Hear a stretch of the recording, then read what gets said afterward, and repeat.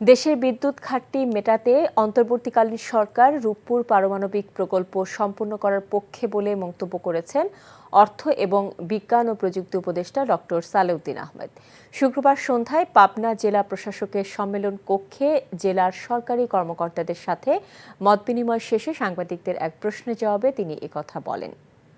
রূপপুর সম্পর্কে তো অনেক ইসে থাকে, এটা বড় প্রজেক্ট, এবং যেহেতু প্রজেক্টটা বড় প্রজেক্ট নিয়েছি, এটার কন্ট্রিবিউশন ইলেকট্রিসিটির জন্য ডেফিনেটলি পজিটিভ হবে আমার দরকার।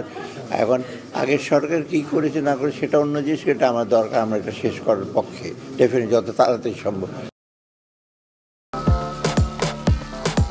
আমি অন্যদের থেকে একটু আলাদা। আমার অনেক পছন্দ, মানে আমি তোমার ছাড়া কাউরে কোনোদিন ভালোবাসি নাই। এই পুকুরটা তোমাকে লিজ নেওয়ার ব্যবস্থা করে দেবো। বদুল্লে চাকরিটা খাই দাও যায় না? আমি যদি সুরজ মিয়ার সাইকেলের সামনে বসা ঘুরা বেড়াই, তোমার কেমন লাগবে কৌতো?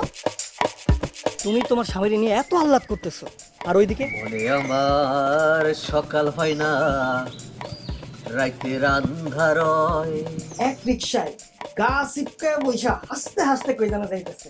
দুনিয়ার এত মানুষ রাইখা এই বেডি তোমার মধ্যে কি পাইছে কৌতো? আর তোমার চোখে আমি শুধু তোমারে চাই।